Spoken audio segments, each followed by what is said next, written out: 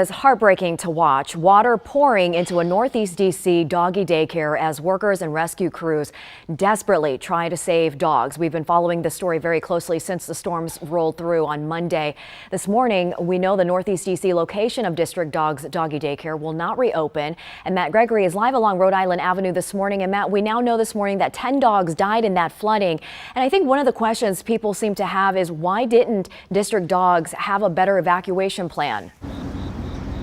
I mean, the question there, Annie, really depends on a lot of things we have to look at. If you speak with the owner like we did yesterday, he points out that they did have a big plan in place, but as the floodwaters rose up in just minutes, he points out that his staff did everything they could to save as many dogs as possible, risking their own lives at one point. And he points out some of the responsibility for the tragedy lies on the shoulders of the D.C. government. So let's take you through what happened on Monday, because we just found out, like Annie said, that 10 dogs died on Monday. Firefighters say in just 10 minutes, floodwater swelled to nearly 6 feet outside District Dogs on Rhode Island Avenue. Now, Jacob Hensley says his staff inside scrambled to move 50 dogs after the water broke through. And then after the water broke through the window, he says workers moved the dogs to a safe location as fast as they could until the last minute when they too were trapped and firefighters had to rescue them.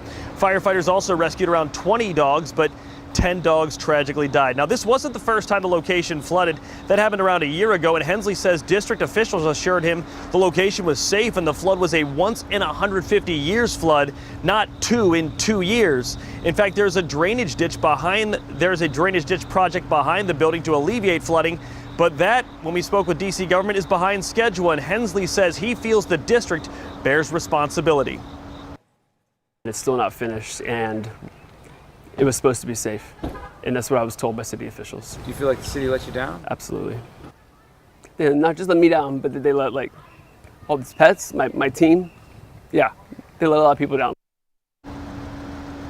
Now, Hensley also says that his employees are facing a high amount of emotional distress, and he is working to connect them with counselors. At the same time, when it comes to the evacuation plan, which we've heard from some people asking why it wasn't better, it is difficult, and Hensley pointed out to plan for these things, especially when it's what he was told by D.C. government is a once in 150 year flood in an area that's not coastal, and at the same time somewhere where the floodwaters rose up in seconds and then by minutes had been around 6 feet taller than I am right now outside this location. So we're working to learn more. We will be following this story as we look at the investigations, because a lot will be coming forward at a district level, at a private business level, and also at a disaster level. And we'll be following it, of course, here and across all of our platforms. But for now in Northeast, I'm Matt Gregory. Back to you.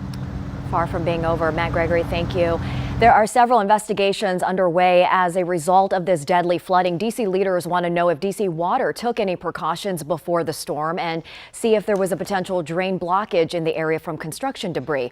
D.C. Councilmember Zachary Parker also wants to know why it took emergency crews 15 minutes to respond to that. The district's 911 call center hasn't responded to our comment or our question for comment, but there is new emergency legislation in place requiring that agency to be more transparent after allegations of dropped calls, long waits, and crews going to the wrong place. Of course, we will continue to follow this story very closely, but all around, Al, just a heartbreaking story. Just unimaginable for pet owners.